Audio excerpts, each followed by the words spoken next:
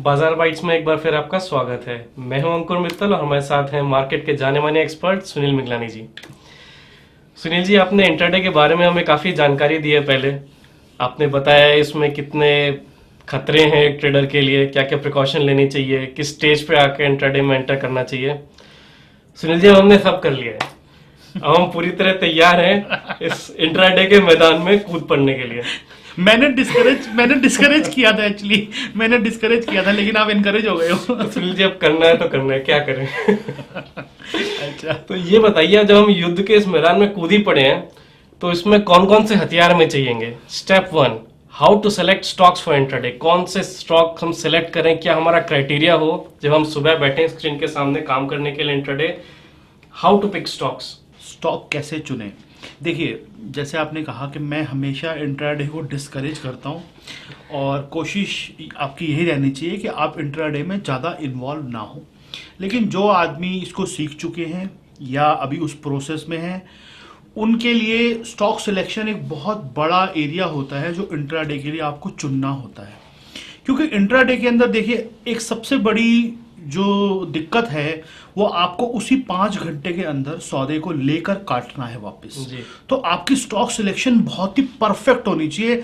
हल्की फुल्की गलती भी वहां पर आपको बहुत भारी पड़ सकती है। तो स्टॉक सिलेक्शन के लिए मुझे ऐसा लगता है कि इसमें ऐसा तरीका होना चाहिए जो कि ज्यादा कॉम्प्लिकेटेड ना हो, बहुत ज्यादा सिंपल ना हो।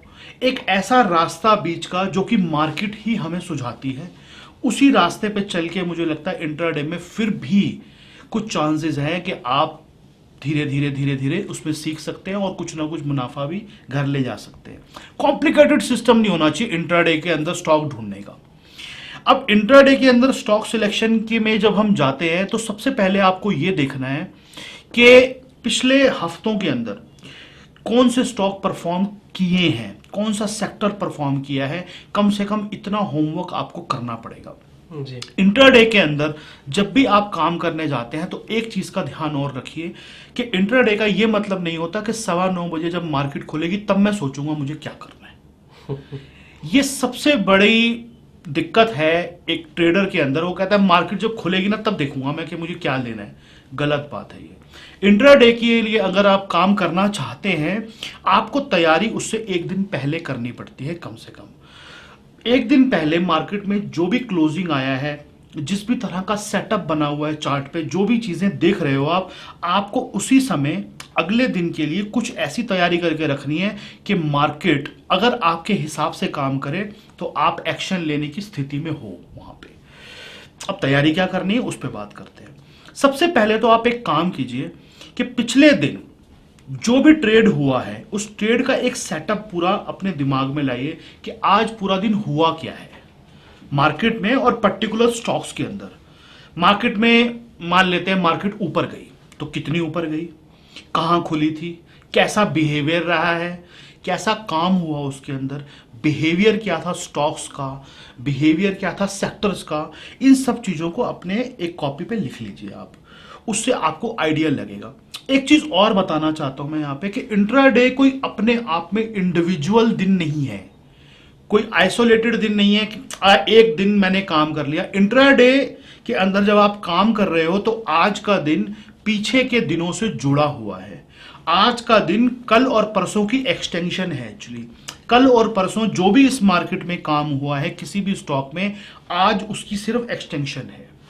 तो ये नहीं है कि आज का दिन कोई इंडिविजुअल है, कल के दिन का जो असर है, कल के जो काम का असर है वो आज पे जरूर आएगा। जी, ये कई बात बार हम छोटे टाइम फ्रेम का जब चार्ट देखते हैं, हाँ। 10 मिनट, 5 मिनट, 15-20 मिनट का, तो ये पता भी नहीं चलता है कब दिन खत्म हुआ और किस दिन नया हाँ दिन बिल्कुल। शुरू हुआ। वो कंटिन्यूएशन में चलता चार्ट रहता है। जहां खत्म होके जाता है अगले दिन वहीं से शुरू होता है ऑलमोस्ट। थोड़ा बहुत ऊपर नीचे गैप अप होता है, ये बात अलग है, लेकिन ऑलमोस्ट शुरू वहीं से होता है। इसका मतलब कोई अगर आप बड़ा चार्ट देखेंगे, 1 हफ्ते 2 हफ्ते का चार्ट आप देखते हैं तो आपको कई बार पता नहीं चलता कि एक दिन कहां खत्म हुआ, दूसरे दिन कहां शुरू हुआ। जी। स्टॉक वहीं से अपनी दोबारा यात्रा शुरू करता है नई वाली। तो ये आपको पता होना चाहिए कि जिस स्टॉक में मैं काम कर रहा हूं वो स्टॉक कल क्या कर रहा था या उससे पिछले दिनों में क्या कर रहा था। दूसरी बात, स्टॉक सिलेक्शन का प्रॉपर इंट्राडे में काम करने के लिए सबसे अच्छा तरीका यह है कि आप मार्केट की सुने, अपनी ना बोले।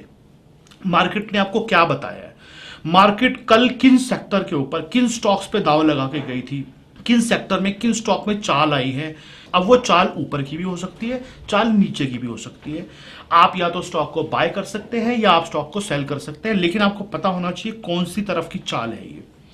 जब आप ये छोटा सा होमवर्क आपका हो जाएगा, उसके बाद आप देखिए कि कौन कौन से ऐसे स्टॉक हैं जो कल टॉप गेनर थे या टॉप लूजर थे। टॉप गेनर टॉप लूजर से मतलब यह है कि कुछ स्टॉक ऐसे जरूर होते हैं हर मार्केट में जो कल के दिन में, यानी मैं अगर आज काम करना चाहता हूं तो मुझे कल का डेटा देखना है। आप एनएससी की साइट पे जाइए, वहां पर एक लिस्ट होती है छोटी सी, जहां टॉप गेनर टॉप लूजर की लिस्ट होती है। अब टॉप गेनर टॉप लूजर की जो लिस्ट होती है एनएससी की और एनएससी 50 की या और मिड कैप स्टॉक या एफ के स्टॉक जो भी होते हैं, निकाल लीजिए उनको। उनके अंदर से टॉप गेनर टॉप लूजर की लिस्ट होती है, उस लिस्ट को निकालिए। उस लिस्ट को निकालने के बाद सबसे पहले उस लिस्ट को लिखिए अपने पास।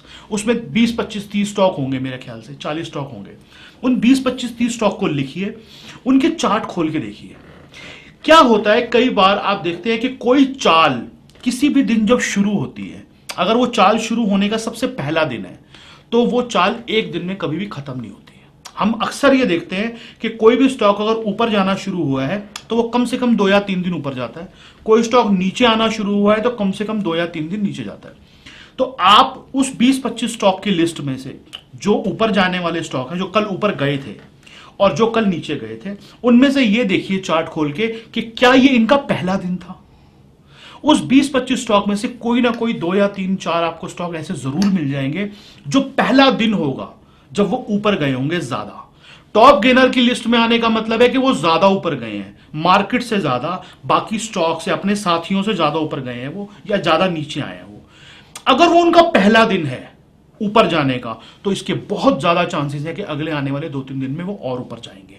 उन स्टॉक को अलग लिख लीजिए, बाकी स्टॉक को हटा दीजिए। जो 4 दिन से ऊपर जा रहा है, 5 दिन से ऊपर जा रहा है, 3 दिन से, वो आपके काम का नहीं है, उसको छोड़ दो।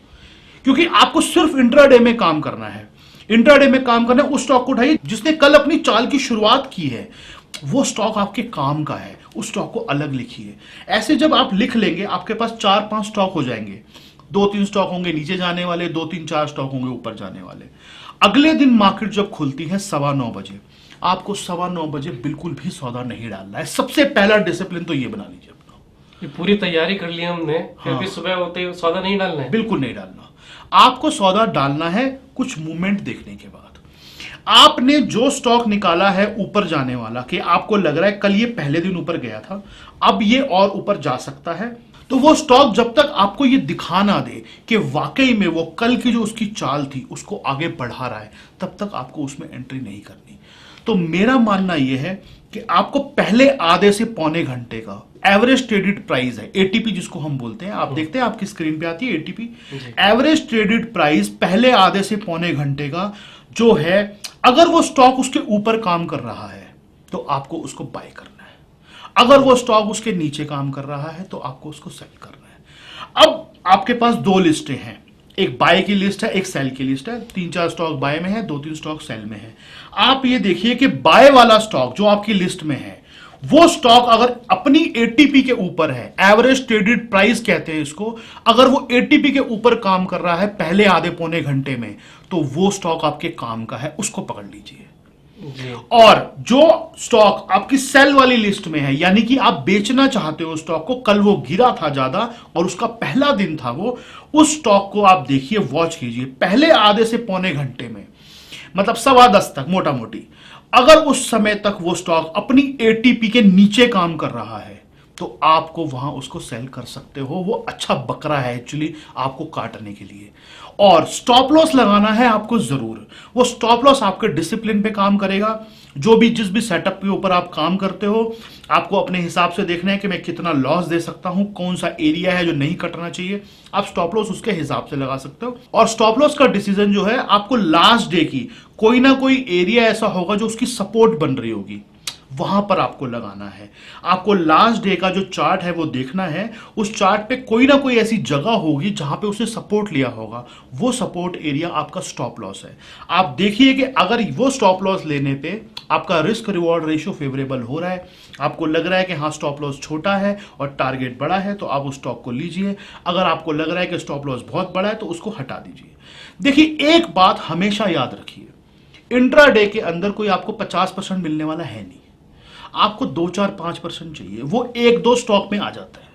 तो बहुत ज्यादा भीड़ इकट्ठी करने की जरूरत भी नहीं है आपको। कोई एक स्टॉक भी अगर आपको मिल गया रोज का, एक स्टॉक रोज का जिसमें आपको 2-3% आ गया, तो क्या चाहिए सर?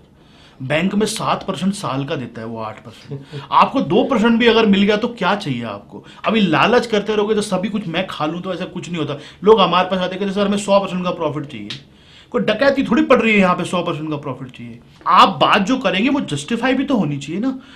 आपको 1-2 स्टॉक चाहिए, इसमें आपको 2-4-5% का प्रॉफिट अगर आ जाता है अपना डिसिप्लिन फॉलो करके, तो मेरा ख्याल में उससे अच्छी कोई बात नहीं है।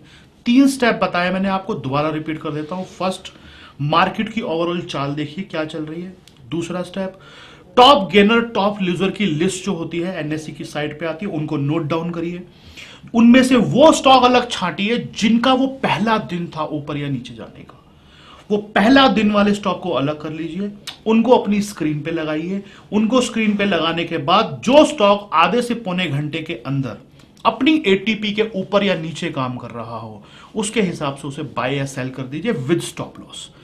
आप देखेंगे अगर आप 20-25 दिन लगातार ऐसा काम करते रहेंगे तो हो सकता है 1-2 बार 4 बार 5 बार आपका स्टॉप लॉस हिट हो जाए, जो कि नॉर्मल बात है, इस मार्केट में होगा। लेकिन 10-15 बार आप बिल्कुल ठीक निकलेंगे। और उस 10-15 बार के अंदर अगर आपने 5-7% का प्रॉफिट कमा लिया और स्टॉप लॉस के रूप में 2-4-5 बार में अगर आपने कुछ पैसे दे दिए, तब भी आप नेट में प्रॉफिट में रहेंगे। स्टार्टिंग में जो आदमी काम कर रहे हैं, मैं फिर बोल रहा हूं बार बार, इंट्राडे के अंदर बिल्कुल मत जाइए। बहुत ही डिसिप्लिन का काम है, बहुत ही फास्ट डिसीजन लेने पड़ते हैं, लेकिन सीखने के हिसाब से छोटी क्वांटिटी के अंदर इस प्रोसीजर को फॉलो करके आप काम कर सकते हैं। सुनील जी, तरीका तो आपने बहुत अच्छा बताया। काफी जद्दोजहद के बाद, काफी बार पूछने के बाद सुनील जी ने फाइनली कुछ बताया है। सुनील जी, एक और क्वेरी थी इससे जुड़ी हुई। आपने जो सिस्टम बताया, क्या उसमें काम करते हुए हमें इस बात का ध्यान भी रखना है कि अगर मार्केट की जो ब्रॉडर चाल किसी ऊपर की या नीचे की है, तो हम जो स्टॉक लें वो भी उसी डायरेक्शन में उसको कोरिलेट करके चलें, या कुछ बाय कुछ सेल करके चलें, इस तरह का कुछ प्रोसीजर फॉलो करना चाहिए? बहुत अच्छा क्वेश्चन है आपका। देखिए, एक बात का नियम हमेशा बना के रखिए अपने लिए कि मार्केट के ट्रेंड के साथ में जब भी आप होते हैं, आपको प्रॉफिट होने का चांस बहुत ज्यादा होता है। ये बात तो आप अपनी गांठ बांध लीजिए कि जब भी आप बड़े वाले ट्रेंड के साथ होते हैं तो प्रॉफिट का चांस बहुत ज्यादा होता है। मार्केट अभी नीचे आ रही है, लेकिन आप एक ऐसा स्टॉक उठाना चाहते हैं जो बाय करना चाहते हैं आप। ये तो हो सकता है कि वो स्टॉक जो है मार्केट के साथ ज्यादा नीचे ना आए, लेकिन ये क्या गारंटी कि वो ऊपर जाएगा? हो सकता है मार्केट के प्रेशर में वो ऊपर भी ना जाए। तो आपको फायदा उस चीज में ज्यादा है कि मार्केट का ट्रेंड अगर नीचे है तो उन स्टॉक्स पे ज्यादा दाव लगाइए जो आपके सेल वाली लिस्ट में है। मार्केट का ट्रेंड अगर उस दिन ऊपर का है तो उन स्टॉक पे ज्यादा दाव लगाइए जो ऊपर के ट्रेंड में चल रहे हैं। तो इस चीज को थोड़ा नोट करना जरूरी होता है कि ब्रॉडर मार्केट जो है किस दिशा में चल रही है। हवा के अगेंस्ट जो है शेयर बहुत कम ट्रेड कर पाते हैं या फिर वो खड़े हो जाते हैं। ऐसा कोई ऐसा स्टॉक है जो ऊपर जाना चाहता है लेकिन मार्केट में किसी तरह का सेलिंग प्रेशर है, तो वो खड़ा हो जाएगा, लेकिन आपको तो कुछ नहीं मिला ना। आपका या तो स्टॉप लॉस काट देगा या खड़ा रहेगा पूरा दिन, आपका पूरा दिन वेस्ट हो गया। वो कोशिश करिए मार्केट की चाल जो है, बड़ी चाल, उस चाल के आप साथ में ही हो। स्टॉक सिलेक्शन अपने हिसाब से कीजिए, लेकिन मार्केट की चाल के साथ में रहेंगे तो आपकी संभावना ज्यादा है कि आप कुछ कमाएं। जी, जैसा आप हमेशा कहते हैं कि पतंग उड़ाने में उसी दिशा में फायदा है जहाँ की हवा चल रही है। हवा बहुत की जरूरी दिशा है। के अगेंस्ट पतंग उड़ाने की कोशिश करेंगे तो कुछ फायदा नहीं होगा। व्यूअर्स, आशा है आपको ये प्रोग्राम बहुत पसंद आया होगा। इंट्राडे के बारे में बहुत सारी क्वेरीज आती हैं हमारे पास, और सुनील जी ने एक बहुत इनिशियल स्टेप दिया हमारे को, वो हथियार दे दिए हैं जिनसे हम इंट्राडे के मैदान में कूद सकते हैं। लेकिन मैं फिर बाद में भी यही कहूंगा, बार बार यही कहूंगा, इंट्राडे में पैसे कमाना आसान नहीं है। अपने डिसिप्लिन के साथ काम कीजिए, शुरू में सीखिए, उसके बाद धीरे धीरे उसको बढ़ाइए। Thank you viewers for being with us. Please continue to share, like, subscribe our videos on Facebook, YouTube. कोई आपकी queries है कमेंट सेक्शन में डालिए, हम उनको जरूर लेंगे। Thank you.